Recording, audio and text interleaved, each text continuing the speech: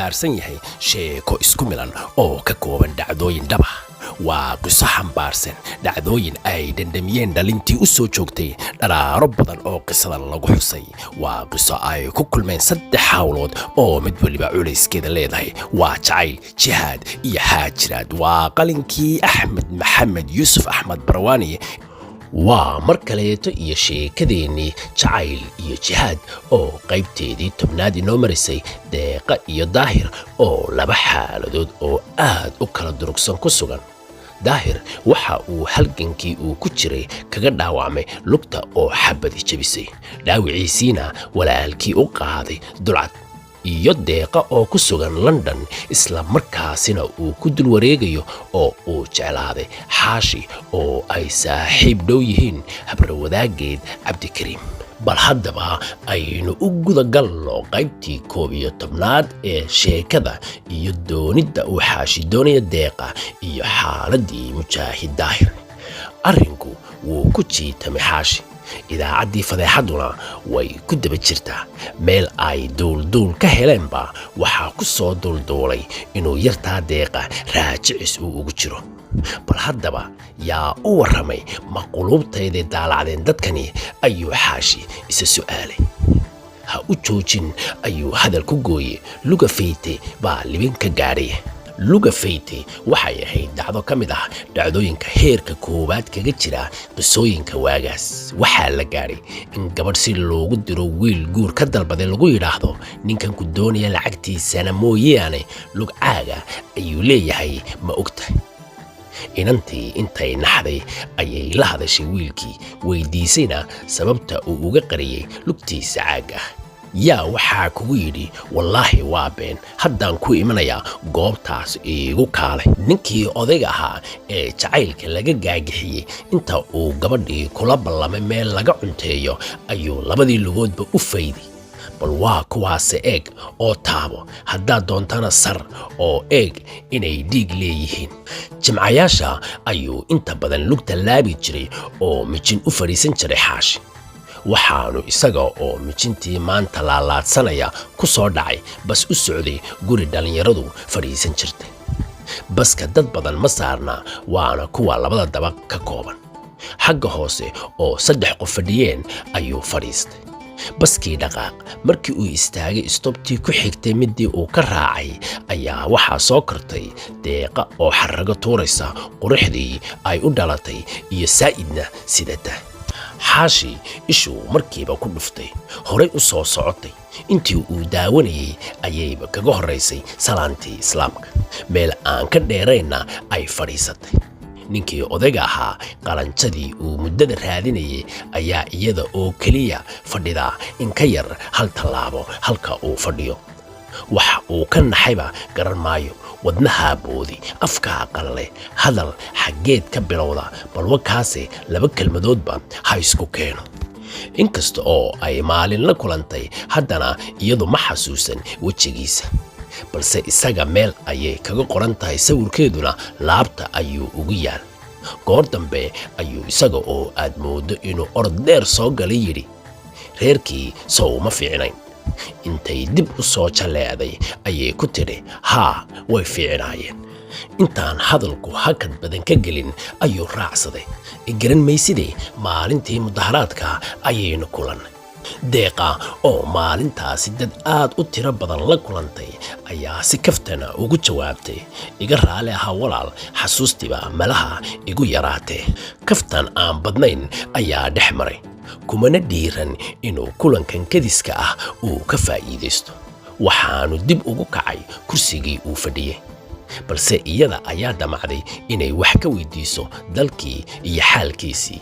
waxaanu si guud oo aanay ku qancin Deeqa dulmar uu ugu sheegay dagaal ka dhacay meelo badan, balse aanu tafaasiil dheeriya ka bixin. waxaanay u aragtay inaanu ahayn wargaleen xiise u haya xaalka dalkii marayo inuu la socdo. waxaana su'aashay, goorma ayaa kuugu dambaysay waddankii? iyo beri hore 9 sannadoodba maan arkin. waxaanay ogeynba xiisaha ay warka waddankii u hayso xiise la mid ah inuu hayo ninkan odayga ah oo sida ay warka dalkii u raadinayso isaguna warkeeda uu u raadinayo. laakiinse waa halkii laxdii laga sheekayn jiray ee markay biyihii aragtay muraara dilaacday ayuu isaguna araggeeda la muraara dilaacay oo hadalba uu iska waayay, dhaxamaha dhacayana uu dhididsan yahay. xaashi maalintaasi canaan iyo cadho badan oo uu naftiisa u hayo ayuu kala degay baska. waxaanu warwar ka galay sida uu mijinta maanta uu ugu marqaami doono maadaama oo ay naftiisu gabtay. kaaga darane goor uu baskii ka degay ayuu xasuustay inaanu qalanjadii uu hawada ka calmaday nabadgelyaba ku odhan. gacmaha uu kor u taagay iyo oh my god ka yeedhay xaashi ayay deeqi maqashay goor baskuba dhaqaaqay. waxaanay eegtay halkii uu fadhiyey iyada oo u qaadatay inuu wax iloobay, balse waxba way arki weyday. talow miyaa la helay inanka ayay isweydiisay. maalintaasi xaashi waxa uu fadhi cabursan la fadhiistay dhallinyaradii ay isku iman jireen. sheeko noocyo badane qolaba dhan bay u qaadaa dhigayaan qodobkay xiisaynayeen. qosolka iyo isu nacamlaynta kaftanka marba marka ka dambaysa waa la sii miyir doorsoomayaa oo la sii mirqaamayaa. maantana dhalintan waxaa dhex fadhiya Mahad oo ah wiil aad u da'yar oo maalmahaas ka yimid dalkii, welina dagaalkii iyo rafaadkii xasuusan. waxaa isu qaban waayey qosolka, farxadda iyo waayaha raggani ay ku jiraan iyo waayihii yaalay dhulkii uu ka yimid. wuu ishayn kari waayey.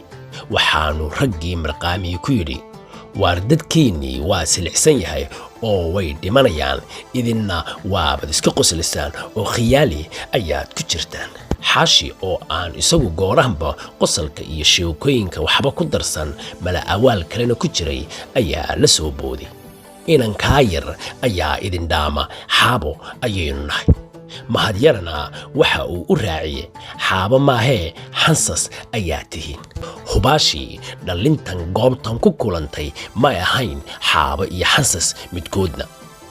haasaawaha mirqaanku la galayna kama turjumaynin heerka ay ka taagan yihiin halganka dalkii ka socday iyo xogta dhabta ah ee dalkii ka jirtay. waxay qayb ka ahaayeen dagaalka siyaasadeed ee lagula jiray taliskii Siyaad Barre, hadday noqoto mudaharaad iyo la socodsiinta falkii foosha xuma ee nidaamkaasi ku kacay dalkan ay joogaan dowladdiisa iyo caalamka kaleba. waxaanay ku dadaali jireen dhalintani inay hubka ay haystaan oo ahaa qalin iyo af ay dagaal kula galaan taliskii Siyaad ee dadkoodii xasuuqay. dagaalku degalkii hooye waxa uu uga socday si aan kala go' lahayn. hadhaagii ciidankii Siyaad Barrena way sii daciifeen. wararka ugu dambeeyeyna waxaa ka mid ahaa diyaarad lagu soo riday Dhaboolaq, ciidan iska soo dhiibay taliskii Siyaad Barre markii ay xamili waayeen go'doonkii SNM gelisay.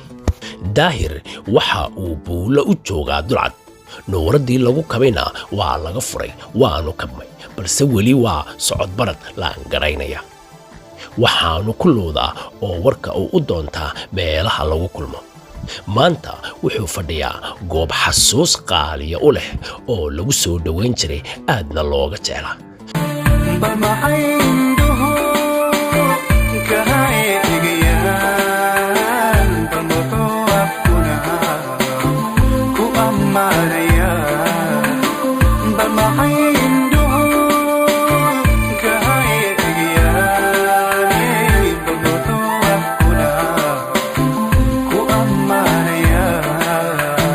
balse dareenkii ay u lahaan jirtay ma laha maanta.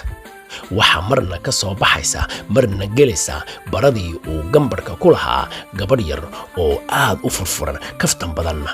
cod dabacsanaanta iyo quruxda ay la kacdayna qofka deeqa yaqaana markaaba wuu ku soo soocayaa inay wada dhasheen. muddadii uu goobta fadhiyeyna dhowr qof ayaa ugu yeedhay magaca deeqa, inkasta oo iyada magaceedu yahay Aragsan. daahir magaca lagu qaldamayaa waa mid ku qaaliya, maqalkiisana uu jeclaysanayo. waanu fahmay in dadku qabatimeen magaca makhaayadda oo ah deeqa yar. waxa uu si fiican u garanayaa Aragsan oo ka yarayd deeqa, iskuna gida yihiin walaashiisii yarayd ee Nimco. 3 sano oo dibadyaal ahaa ayay kortay Aragsan. Shaqadana way ku jaraysantay oo maskax iyo muuqba way ku dhisantay. inkasta oo aanay la dhalan wax wiila, haddana maanta baahiba uma qabto. waa qof nafteeda iyo maalka ay mas'uulka ka tahayba ilaalin karta, kartidii walaasheedna leh. Daahir waxa uu dusha ka ilaaliyo muddadii uu fadhiyay meeshan, waxa uu ku qancay inaanay ahayn mid dul dhacaysa, inta uu arki karana isku filan. waxa kaliya ee ay u baahan tahay duco. waxa uu ka kacay goobtii uu fadhiyay, waxaanu Aragsan oo bannaanka taagan u fidiyay lacagtii shaaha ay cabbeen isaga iyo wiil la socday. ma filaynin inay Aragsan garanayso, balse iyadaaba salaantii iyo waraysiba kaga horreysay. isna aad ayuu ugu farxay xog waraysiga ay bilowday, kaasi oo u fududeeyay inuu si mug leh uu uga waraysto reerka iyo deeqaba. markii iswaraysigii dhammaadayna waxay ku tidhi, shaahani waa u bilaash mujaahidiinta ee iska hayso lacagtaada. Aragsan waxay ahayd gabadh yar oo ku kacaantay qaxi iyo dagaalada, balse haddana fahansanayd qiimaha uu mujaahidku leeyahay. iyada oo qofka ay u garanayso inuu yahay halgamaa, jeclaan jirtay inuu shaaha ku cabbo lacag la'aan. taasi oo ay ku baradhaafisay gabadhii meheraddan furatay oo iyaduba ahayd halgamaa. Aragsan waxaa maanta isha la helay wiil dhalinyaro ah oo ka soo safray dalka Qatar si uu dadkii uu u soo arko, isla markaana hindise guur oo 2 sano ka hor SNM ka jeedayna uu uga gumgaadho. ST ayaa iga jeeday waxay ahayd waagaasi halhays dad badan cuskan jireen marka arrin wax laga weydiiyo, sida ma guursatay oo kale. qadarigan ST hore uga jeeday hawadaabu iska qanciyay. gabadh kale oo la raadinayaa ma jirto. middan yar ee shaaha 2 shubisa ayuu arrinba ugu dhan yahay. in la qabo iyo in kaleba isma weydiin. goortii uu ku laabtay taandhadii caddayd ee reerka dulcad ka deganaayeen, walaashii oo ka weyneyd ayuu hoos ugu taabtay. walaal, maanta inaan ay ka dhacayso ayaan soo arkay, waana iigu dhan tahay. walaal, waa khayr, waa qolama, waa ina ayo magaceed, xaggeed ku baratay? dhowr su'aalood oo mid keliya jawaab uu u hayo ayay ku boobtay. waxaan ku bartay oo ay shaaha ku karisaa dulcad. ma dhegahayga mise wuxuu yidhi shaahay karisaa, ayay walaashii durtadiiba hoos isku weydiisay. walaal, ma makhaayad ayay haysataabaad i tidhi? haa walaal, waa meel yar oo shaaha oo keliya lagu sameeyo. qadarigu waa nin qalbi wanaagsan, waxa ay walaashii ka fakaraysana aan maankaba ku hayn. waa nin qurbe ka yimid, garanayana waxay shaqo tahay iyo shaqooyinka ay qabtaan gabdhaha yaryar ee qayrkeeda oo si addoonsiya loogu shaqaysto. waxaan u arkaa iyadu inay tahay fariid dhaaftay oo xoogsanaysa, kartina leh. kalamaane waxay walaashii ka boodday shaahay karaysaa oo ay yasayso una haysato shaqo daciifa. gabadha ku shaqaysatana tahay mid gabalku u dumay. waxaana u dheer intaas, iyada oo kala hanweyn walaalkeed oo caashaqay yartan Aragsan ee araajida raajiciska loogu soo qortaa tiro beele. arrintii qadari durugtay waxaana gaadhay hooyadii. waxaa la yidhi, barasho horteed haynicin. xaajiyaddu sidii inanteedu wax ugu sheegtay ayay ku hawlgashay. waxaanay u sheegtay wiilkeeda in waxaasoo taandho ee dulcad ku yaala ay hoos jiifaan hablo wada xuuralcayna. maalin iyo 2 isii, anigaa mid kuu qalanta farta kaa saariya. hooyo, bal marka hore inantan ila soo eg, waa intaasood ka heshaabe, ayuu si niyada ugu sheegay hooyadii. maya hooyo, aniga iga warsigo oo inaga daa tan shaaha karinaysa, ayay si afduuba arrinkii ku maroorsatay xaajiyaddu. 2 cisho kadib, goor casara, waxaa la baray qadari gabadh aad u qurux badan, dherarkana isaga oo dherar dhexaad u dhashay hoos u soo eegaysa. waa hana dheer oo magacba kula baxday dherar. waa xuuralcayn taandho ku hoos barbaartay, intay baxdaana yar tahay. ninka arkaana geel wixii uu hayo hore ka dhigayo. waa inta labeenta iyo dherarka eegatee. qadari gabadhii baray taandhana iskula yara keliyaystay intii uu sharcigu oggolaa. arrinkiina waxa uu ku dhammaaday waraysi uu quruxlaydan kala yeeshay nolosha dulcad iyo inay taqaano aragsanta shaaha karisa iyo in kale waxaanay u sheegtay inaanay aqoon u lahayn wakhtigii barashada loogu talagalayna wuxuu ku dhammaaday barasho wanaagsan iyo hana dheer oo xanaaq uurka ay ku haysato kala baxday galabtaas wuxuu qadari u jarmaaday xaggii aragsan isaga oo goostay in arrinkan uu si dhaqso ah uu u soo afjaro maadaama fasaxii u haystana gabagabo yahay koob shaaha ayuu ku dhuftay warkii BBC-dana dhag aan xiise u hayn uu kula dhegaystay intii xiisaynaysay goortii ay dhammaatay idaacaddii BBC-du aragsan xidhxidhatay waa intii muraadkiisu ahaayee cagta u saar salaantii sharciga ahayd dhiibay iyana ka qaaday isbarhebel reer hebel qadari waa nin ku talagalay shul ama shil inkasta oo aanu aaminsanayn inay yartan shaaha dulcad ku karisaa jannaalo yar oo qadariya arrin ku diidi doonto haddana waxa uu ka warwar qabaa in mujaahid mar horeba haleela yartan maadaama uu mujaahidiintu suuqa ka saareen jannaalayaashii sidii dagaalku u dhacayba aragsan waxaan filayaa inaad madax bannaan tahay oo aad inan tahay ayuu ciyaarta ku bilaabay jawaabba kamuu sugine guur baan kuula socdaa ayuu daba dhigay waar ninku dhiirana oo hawshiisu degdeg badana wuxuu ka bilaabay halkii ugu sarraysay ee rag ku rafan jiray maalmo badan dib ula noqnoqon jiray markay kelmaddaasi guur ka soo baxaysana ragga qaar cunaha qalala qaar baa dhidida kuwa kalena waabay gariira balse qadari mabuushu aysan ee weedhiisa sidii gantaalka ayuu aragsan ku ganay aragsan ayaa ugu jawaabtay geesi dhiiran baa tahay oo ma adigoo jannaale ah ayaad shaahle gacmuhu dhagax noqdeen oo waxay gashay iyo waxay guddaba adigoon garanaynin ayaad raajicinaysaa waxaanay ugu dartay oo walaal maxaad qalanjooyinka cadceedaha iska qariya ee farahaas casleh u raadsan weyday mafaal baa ii kaa qabtay aragsan doohu adigu kaa dulfuray arrinna ku taagan yahay waxaanan kaa filayaa inaad jamashada kaa helo aragsan waxay ka yaabtay bareeraha wiilkan qadariga ah ee weedhiisa kalsoonida iyo duuduubka ku dhiibanaya dhalin hore u soo martay oo guur ula socotayna geesnimo aanay muujin wata waxaana yara jiitay dhiiranaanta iyo aftahannimadiisa balse iyadu sidan degdega ah guur diyaar uguma aha waxaanay jawaab kooban ku siisay walaal waad mahadsan tahay igala raali ahow mid hadda guur u jeedo ma ihi hasaawo dheer kadib waxa qadari sheeko uu ku soo xidhay anigu waan ku sugi karaa inta aad doonto laakiin iga guddoon rabitaanka fasaxayga dambana aynu isku soo noqonno aragsan waxaa ku culus hawshan ay reerka u hayso wiilkan caashiqay ee sida dhiiran ugu soo bandhigayna inay caloolxumo dirto ma jecla aqoonna uma laha waxaanay ku dardaartay haddii calaf iskugu keen jiro iswaayi mayno laakiin wixii duruufi keento mar dhow iyo mar dambaba ku samir aniguna sidoo kale aniga oo guur u diyaara haddaynu dib isku aragno waan kaa guddoomay haddii laiswaayana ayaynu saamax kala noqonno adiguna hay xanibnaan ee qalajooyinka dulcad iyo kuwa dunidaba waad u madax bannaan tahay qadari wuu tixgeliyey qaabka ay uga cudur daaratay aragsan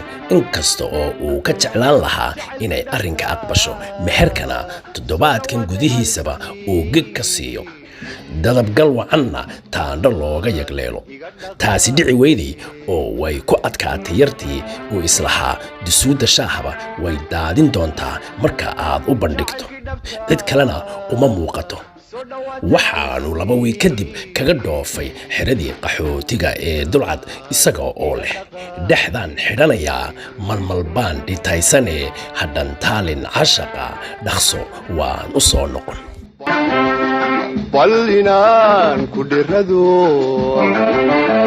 ballinaan ku dhirado dhexdaan xidhanaya malmal baan dhitaysane dhexdaan xidhanaya malmal baan dhitaysane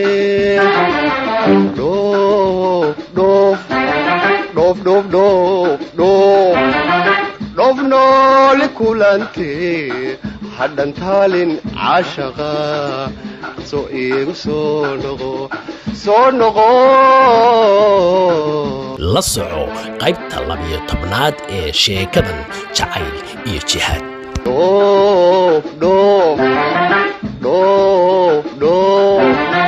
dhoof nooli kulante hadhan taalin caashaqa dhaqsoo iigu soo noqo